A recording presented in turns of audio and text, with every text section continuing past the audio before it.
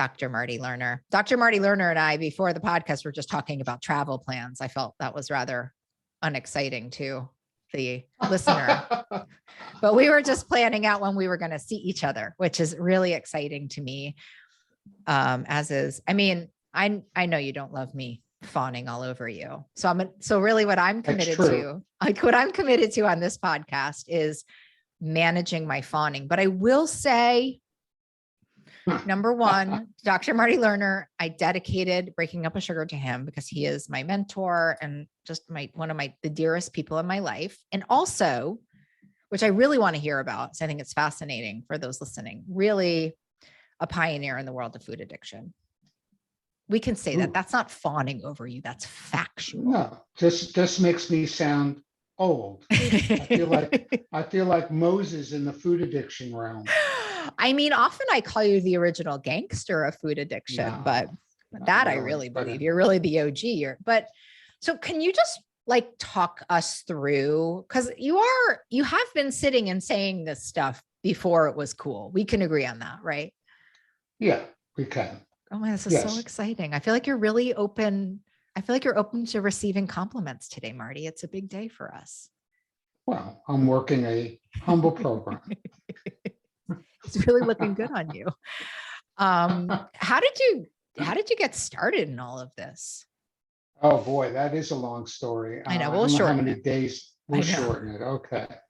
Well, the short version of this is there are two pieces to my experience. One is an academic experience, and the other is a personal. On the personal front, I have struggled with my relationship with food since the age of about 11, until I found a means of, I guess, for lack of better expression, a recovery rhythm. To making peace with my body and with food as best as I could in my late 20s. And then on the academic side, whilst all that was going on, I stumbled into doing some research in graduate school on the regulation of appetite and body weight and all of that. And during that time, other than there being dinosaurs around the tar pits, there were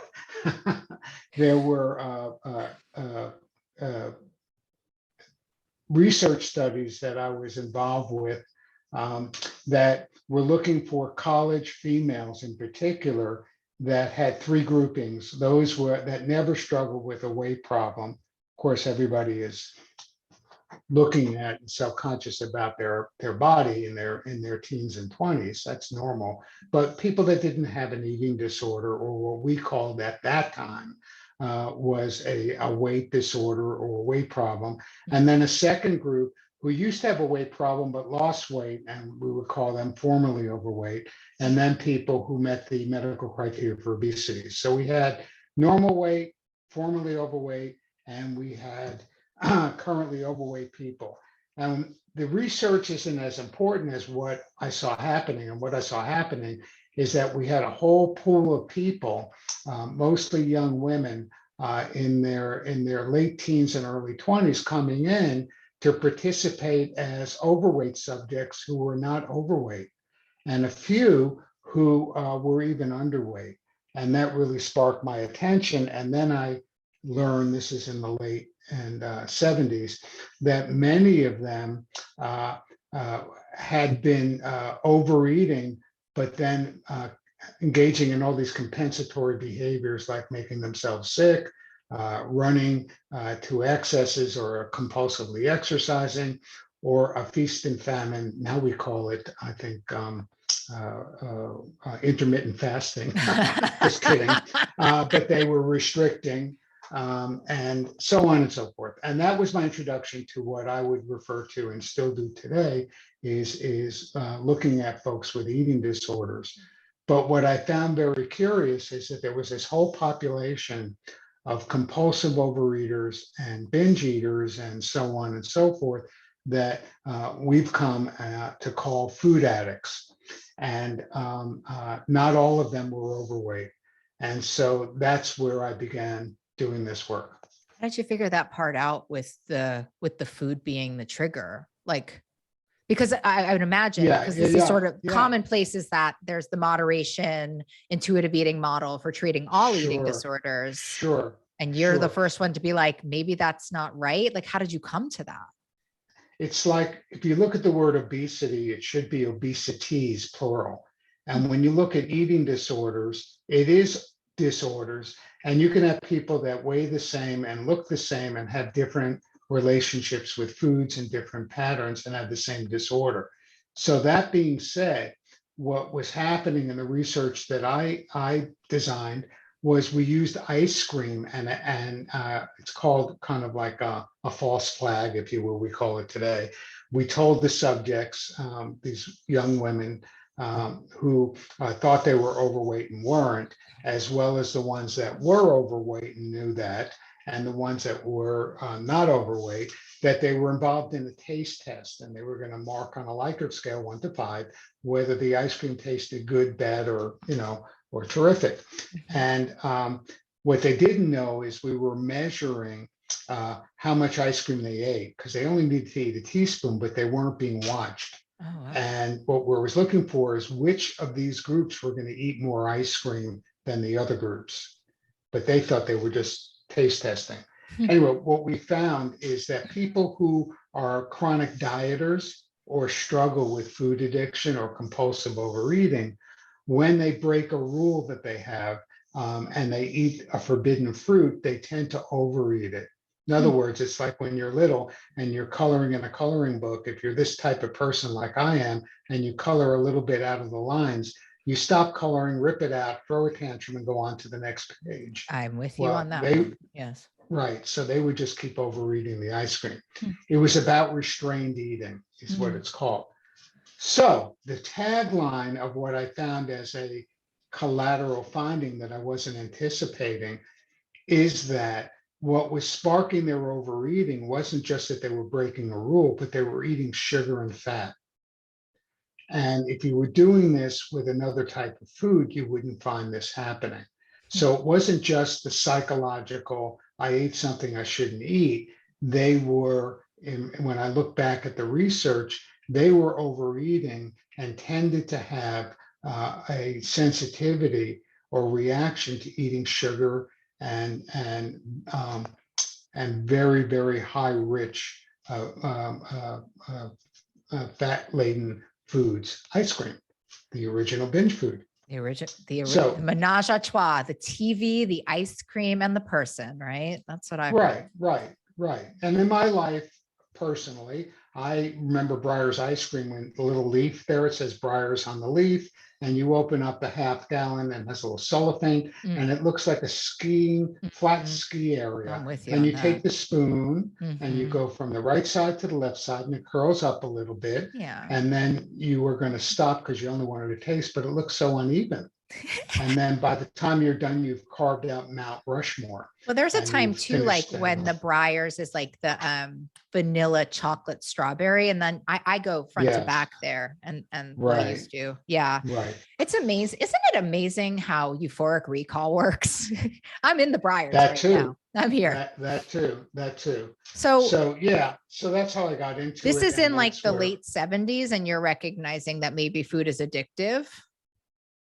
Yeah. And OA, unbeknownst to me, Overeaters had- Anonymous. Overeaters Anonymous had kind of recognized that that people needed to be on a food plan that basically was similar to that. So there's like this parallel universe going on in Overeaters Anonymous. And so on the professional academic level, I'm paralleling them, not knowing that people anecdotally were having these experiences and had this knowledge. And I was experiencing it from a research perspective or science perspective, and they were seeing it and experiencing it from a personal perspective. But like Marty, then you alcoholics versus- but then you Yeah. moved into like the treatment realm, and I'm fascinated about this every minute of my life. I know I'm not fawning. I'm just going to do like one quick, because I just think it's so brave. And I think, frankly, I could cry saying it. I think you've saved so many lives as a function of being so courageous. Like, I had the author of Intuitive Eating on the podcast, and she very clearly told me, like, I don't believe in food addiction. Like I Right. believe in intuition can override. And I imagine I'm interested, like, so then you decided to like create a treatment model. Right. But I think there's something I need to just, clarify. Sure. Intuitive eating and other programs to approach people that are overweight, which I view as a symptom, not the disease, Me too. and people who have what we're calling food addiction. There are also people that are compulsive overeaters or have a binge eating pattern that don't necessarily have the sensitivity to those foods and may be able to do intuitive eating. However, most people in my experience, professionally and otherwise, have a blend of what I would call an eating disorder, which, for lack of better way to explain it, has more to do with triggers and emotional eating, as well as the substance issue of sugar, flour, volume, that sort of thing, that's characteristic of food addiction. In other words, most people that are in my eating disorders world have a blend of food addiction and eating disorder. Right. And unless they address the food addiction, they can't get at the eating disorder or emotional eating.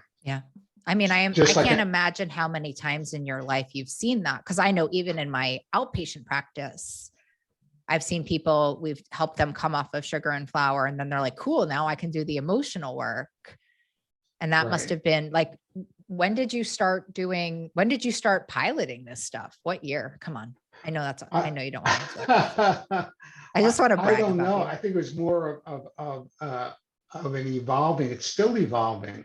I still have to delineate between what's an eating disorder and what's a food addiction and what's both. And Marty, the reason you want to delineate that is because of how you would treat it.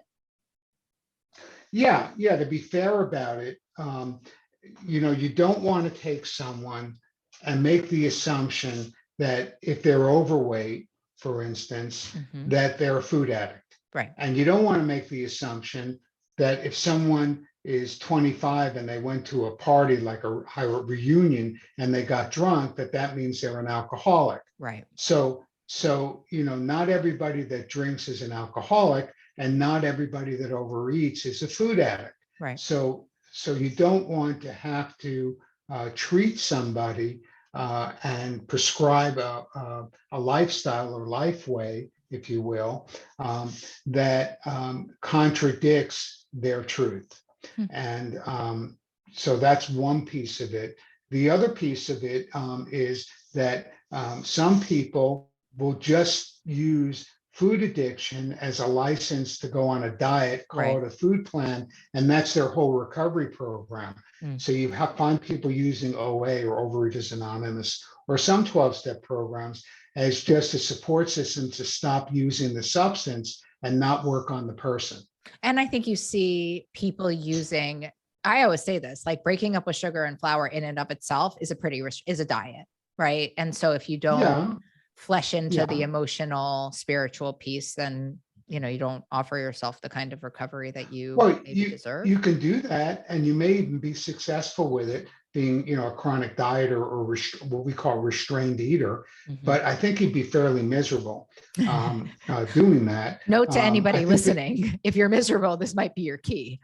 Yeah, I mean, the whole gist with breaking up with sugar or finding what your biological triggers are and avoiding them is clearing the pathway so that you can start to make, radical changes in your relationship with life, and develop certain skills and beliefs that allow you to make significant changes beyond food and weight.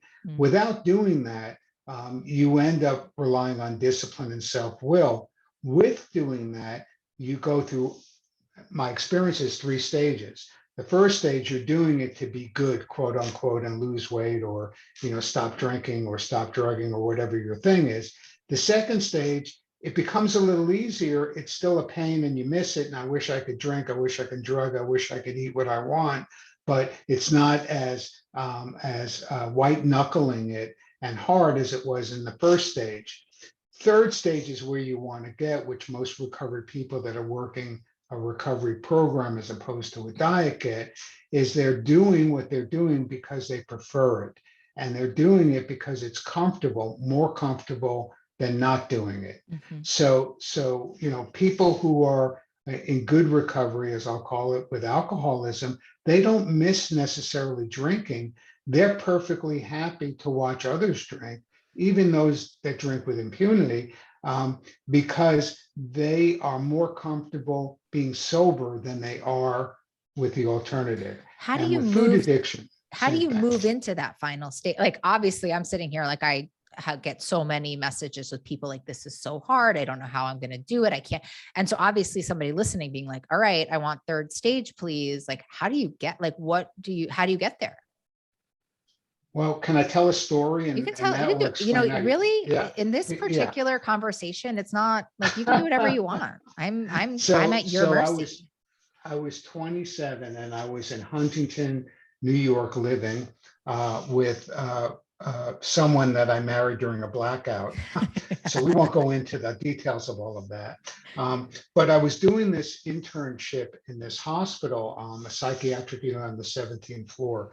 I don't know why they had the 17th floor, I mean, as opposed to the first floor, but anyway. So the chief of psychiatry is taking all these kids, which I was one of, on rounds with little white lab coats and all that. And this patient came up and freaked us all out because he grabbed this chief of psychiatry by the lapels of his lab jacket and started, screaming, I want to know the secret. I want to know why Tim's getting out of here. Why are you discharging Tim? What's the secret to mental health? How did you make him better? How did you fix Tim? And this guy didn't even flinch. And he says to the patient, you really, really want to know? And the guy's shaking him and freaking out and all this stuff. And he says, yeah, I demand that you tell me, what's the secret? What's the secret? All right, quick flashback. When I was growing up, my family had a lot of secrets. And they would say, we'll tell you when you get older. And I used to think if you became an airline pilot, they took you into the pilot's room and they told you the secret code for pilots. Or if you're an accountant, the accountant secret, or the doctor's secret. Anyway, I'm going through that in my head while I'm probably withdrawing from Quaaludes or something. And all of a sudden, this doctor looks at this patient who's already agitated and said, you really want to know the secret of mental health and getting out of here and getting better? And I says, yeah, I need to know, please tell me. And he's crying and he's all this. And the doctor looks him straight in the eye and says, hard work. And I never forgot that, even though it was years before I got my own act together. And the reason I say that is getting from the first stage to the third stage is hard work. Yeah. You have to exert some discipline and develop some faith and stay in the middle of the herd of recovery, so to speak, to wait out through time, developing habit strength and new ways of relating to food and your body and so on and so forth. And the more work that you do on the front end, the easier you make your way and transition into the third stage. And you eventually wake up one morning and realize you've been in the third stage for a while because you haven't been obsessing about food or weight. Well, and I imagine you've seen thousands and thousands and thousands of cases of people healing. What would you say is the common denominator of people who are successful in recovering from eating disorder and food addiction? Yeah, well, I have a selected sample, so I have to add a disclaimer. There are people that can recover without the way either I personally or the people I work with, patients, I agree have with that. recovered. Yeah. So I'm looking at a selected sample. A selected Those sample are the meaning people who I- are choosing to work with Yeah. you. Yeah. Yeah, exactly. So those people that do the deal, meaning that they don't just go to treatment and have something done to them. They don't just follow a food plan. They get grounded in abstinence from the offending substances, but don't stop there. They do the work of making changes in their life that are the other two legs of a three-leg table. So the first leg is the physical, which is the food, but the second two legs of the table are their emotional regulation and their emotional relationship to the world, and doing the work through the steps, perhaps of a 12-step program and or therapy or both. And then the other, which, I would say is equally, if not more important, is a connection to something spiritual, meaning that some kind of source of support or power or energy or entity where they're not just relying on their own thinking and their own being. In other words, don't trust everything you tell yourself. You need to connect with a voice or something out there. Some people call it God, some people call it higher power, some people call it, universal energy, but something other than meeting in your own committee room with 20 mini me's. Well, yeah, with your eating disorder, like people take such offense to that spirituality. I'm like, at this moment, like the God of your understanding is your eating disorder, is your addiction. So you may as well Right. level And up. in the beginning, it's usually working through other people. So Right. it's a group of drunks for alcoholics. It's golf for food addicts. I just made that up, a group of food addicts, or whatever letters you want to use. It's keeping an open mind that there's something there that can help you besides yourself. Yeah, I love that. And so you have this like adorable little acronym for that. Oh, Smurf. Smurf. The Smurf. Because I actually think Yeah. so I just want to say two things. First of all, Marty wrote this amazing free book. I make everybody who works for me read it. I make everybody read it. It shouldn't be free. I just want to say that it's a gift you give us all. And I want to ask a question about that in a minute, but I think this podcast is really becoming a little mini Bible for how to get well. So I would really love to hear about Smurf, because there's so many. I hope everybody has a little pencil ready, or they're taking notes in their phone. So what is Smurf? I think it's a great action plan. Yeah, I mean, the origin of that really came from HALT, Hungry, Angry, Lonely, Tired, which is an acronym to make sure that you avoid experiencing those states from Alcoholics Anonymous. If you get too hungry, too angry, too lonely, too tired, you're likely to have cravings for alcohol, probably for drugs, food, and anything else. So what I looked at was, well, if I looked at the big book of Alcoholics Anonymous, or I looked at OA, or I looked at any 12-step or universal piece of what makes for a good life, it would be in the doing, not the feeling. The feeling comes after the doing.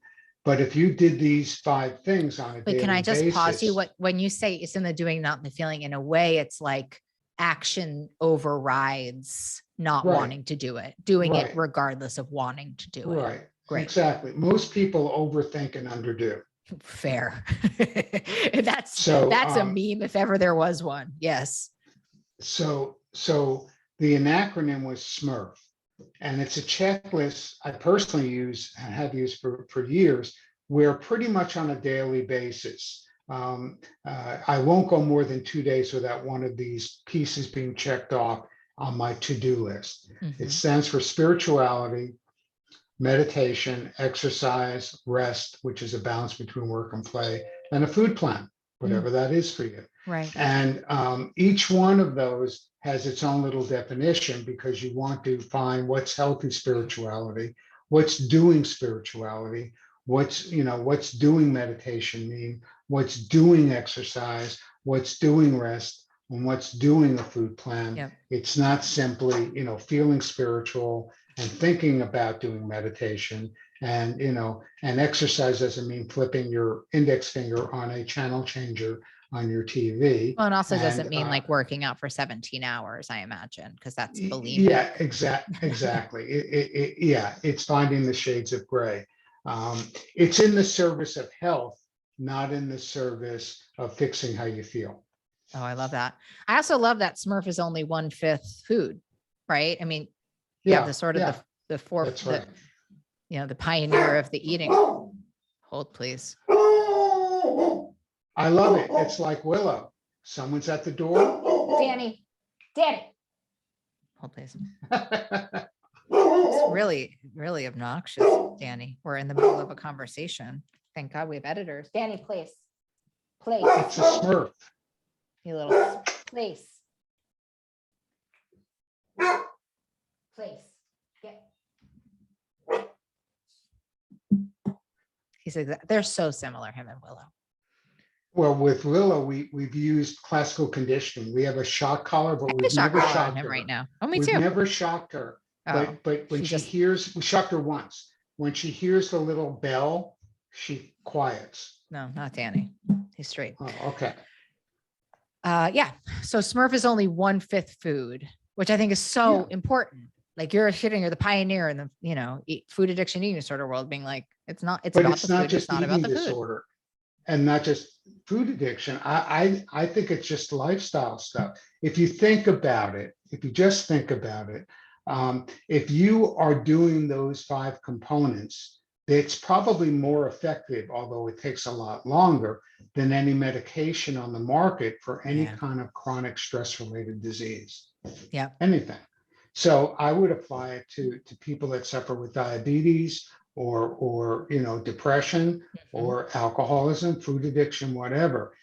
Healthy eating, it does no harm. So all we're really saying, another way of saying it is staying away from highly processed foods, Right. and foods that are laden with giving a shock to your body, basically making you dump insulin, which stores fat, but also in terms of causing all kinds of mood and mind altering and physically oriented consequences over time to your health. Yep. And I love, all of I this think, is healthy eating.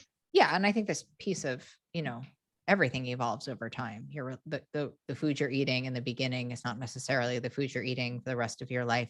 I want to switch for a second because there's something in your book that I love that I want everybody to hear about, which is, I think you say this, I haven't read it in a minute, but I think you say this thing. Where'd you go? No, I'm here. I just need to send something to voicemail. I'm still dealing with insurance companies. I mean, so is life. Yes. In that book, in your little handbook of eating disorders, you say this thing, I think, and it's something like eating disorders are marked by times of relapse. Do you know you say Yeah. that? Can you Yeah. talk to us? So Sure. I understand that, but man, if I was reading that, and I was in my perfectionistic mode, I'd be like, I hate this guy and that's not going to happen to me. Can you explain what you mean by, because I think it's actually incredibly freeing for people to hear. Yeah, actually, it's source related to alcoholism and drug addiction, but it certainly relates to food addiction and eating disorders. And it was a statement originally made by ASAM, the American Society of Addiction Medicine, and the subgroup of the American Psychiatric Association that was asked to define the characteristics in a narrative of what addiction or substance use disorder is. And part of the statement, beyond it being a brain disease and having to do with neurotransmitters and such, and reward systems and neuroplasticity and all those technical things, they made a statement that, I'll paraphrase it, hopefully I won't butcher it too much, that I interpret as that recovery is marked by periods of remission, not cure, periods of remission, and at times shorter periods of relapse. And that if you're not engaged with quote unquote recovery oriented activities, these diseases, and they are diseases, can be life-threatening to individuals. I take that to mean that remission, like if you're looking at breast cancer, or you were looking at depression, or you were looking at food addiction or bulimia or anorexia, remission can be a week, it could be a month, it could be a lifetime. Mm-hmm. However, if people have this expectation, I think you described this well, that they're supposed to be perfect and they fall short of that, they abandon ship right away. And with food, with other substances like alcohol, there are subtle differences. You're not engaged in drinking alcohol throughout the day, but you are engaged in eating food throughout the day. You're just abstaining from certain types of foods Right. and a certain volume of food. But the point being that you have to go into the pitcher's mound, as you once pointed out, with the expectation of trying to pitch a perfect game. Mm-hmm. However, that that's an unrealistic expectation. But if you can win the game because you allowed for less scoring of the opposing team, and if winning is analogous to having a new relationship with food and weight and all that, then that's great. But I don't know anybody that is totally perfect with food and with weight. Well, So I for do, but me, they're not happy. I mean, they live really teeny lives. The people I know that well, at least state that they do. yeah, I mean, I don't know, this is just my bias, that it's realistic to carry a scale, for instance, into, I'm going to a wedding in New York. I'm not going to carry a scale and weigh a chicken breast to the nearest neutron. Yeah. However, there are boundaries around the food, non-negotiables, sugar, maybe white flour, that sort of thing. But I think you need to come to peace with two things. One is that you stay in a rhythm with your Smurf and your food plan that's within reason, and that should you take 2 steps forward and a half a step back or something, that's the nature of the disease. That's not a flaw in your personality. I just wish we could say this over and over and over again, right? Like it's just, I also think people miss a lot of opportunity for emotional and spiritual growth when they like personalize a slip. Yeah, the problem is that this is my favorite phrase. It's not original. Your ego is not your amigo. What does that mean? Help us understand. It means that when people slip backwards or they're less than perfect to one degree or another, they feel so much shame that they keep it a secret instead of reaching out for help if that's what they need, or they don't dust themselves off and get back up and back on the horse, so to speak. What happens is they hide their failure, they carry the shame within them, and then it just builds on itself. So they cope with the shame by more eating or more using or more whatever. And I think that expectations have to be realistic. Even the language in support groups is progress, not perfection. But people don't hear that, or they hear it, but they're not really listening to that. Yeah. It's easier to be abstinent from alcohol than perfect with food. I think it's almost impossible to be perfect for food. And I think, the analogy that you're using, that's, the analogy I learned, that's the tricky part. Like it's impossible, but if we decide, oh, well, it's impossible, we throw in the towel. So it is very much like my understanding of what it is to be a baseball pitcher, which is they're probably going to hit some balls off of me, but I still need to pitch like nobody's going to hit balls off of me. And I can't storm off the mound if I get it. I have to understand what I'm doing here. Right. And each inning is a new day. Go on. And you need to pull on. There's a book I would recommend people read. I still recommend it. It's Brene Brown's The Spirituality of Imperfection. Oh, what a great book. What a great book. So The Gifts of Imperfection, Brene Brown. Yes. Yeah. Great book. Yeah. I mean, you got to get your foot off your neck. Oh, that's so beautiful. Get your foot off your own neck. Marty, I have a question, which is recovery possible? Absolutely. But there's a lot recovery. Of people who listen who think there's just no possible way for me. Like you've seen thousands of people recover from this, haven't you? Yeah, I've seen people that are successfully recovered. I've also seen people who were recovering and abandoned ship because they define recovery in a very distorted, unrealistic way. Recovery is not about feeling good all the time. It's about doing good, not feeling good. Yeah. And so when bumps in the road happen, or life happens, Life or happens. you make a mistake, if you really look at least the program I work, there's 10, 11, and 12, their steps. If you look at a 12-step program, these programs come with an eraser. Hmm. And the eraser, when you make a mistake, is the 10th, 11th, and 12th step, or 10 and 11, actually.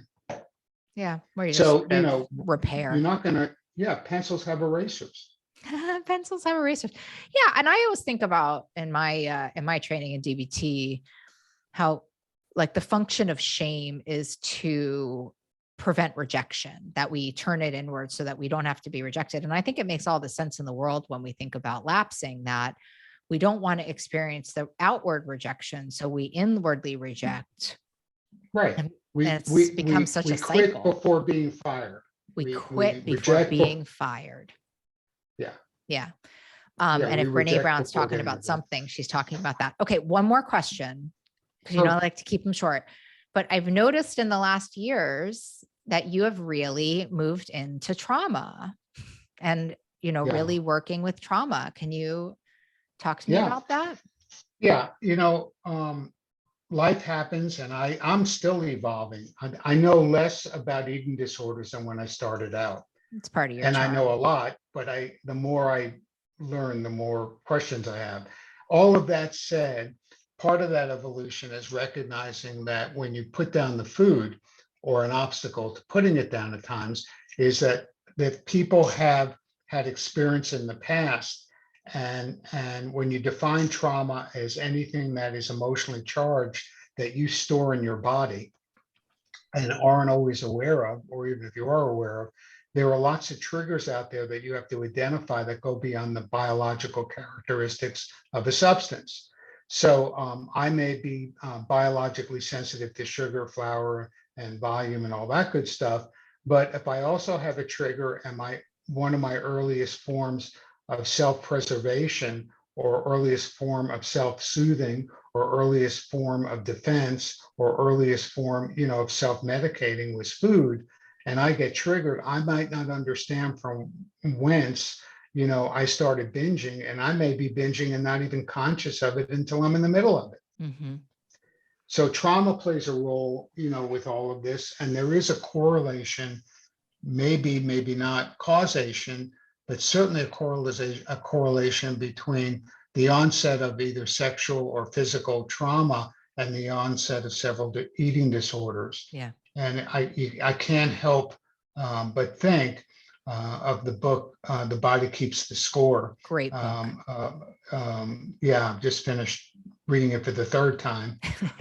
He's also doing a workshop that's only $99. Wow. Online. But anyway, our staff is now, trauma aware trained. Yeah. So we're using different mechanisms, recognizing some of the approaches to treating trauma that range from breathing to EMDR to tapping, etc. Yeah. And have integrated that into our treatment program. I just did a round of EMDR. It was the most life-changing thing I've ever done. It's like unbelievable how much the feelings are in our nervous system, and there's only so much our head can do, right? Yeah, I think that's an amazing. It's exploring the physical side of emotions. Yep, I think that's right. So what do you think we're craving? What are we craving? What are we really craving, Marty? Emotionally, acceptance, love, feeling like we are a part of, and then physically, that will vary with age. At this point in my life, I'm craving continued health. Yeah, I'm craving a nap usually. Yeah, that too. Obviously, I think I would have to say first of all, it's the least I've ever spoken on my podcast because I'm so enthralled with everything you have to say. And also, I think I kept my swooning to a pretty solid minimum. Are you proud of me? It was good. It was good. My blood pressures remained stable throughout. Yeah. I kept it together. I didn't really have to, I didn't go into how much I'm obsessed with you. I'll tell you that later. You see, you're going. I know. It's hard, Marty. I know. Okay. We're going to end the podcast now. Thank you so much for throwing down your wisdom on us. I hope everybody took Oh. notes. I have a feeling this one's going to be one people listen to and over and over and over. And in the Hope it show helps notes, you some. can find Marty's amazing treatment program, Milestones in Recovery in Florida. I recommend it highly for anybody struggling with food addiction. It's an incredible program. Marty's incredible. Go team. Love you so much. Thank you for being my mentor, my friend. You're amazing. Absolutely. See you soon. Bye.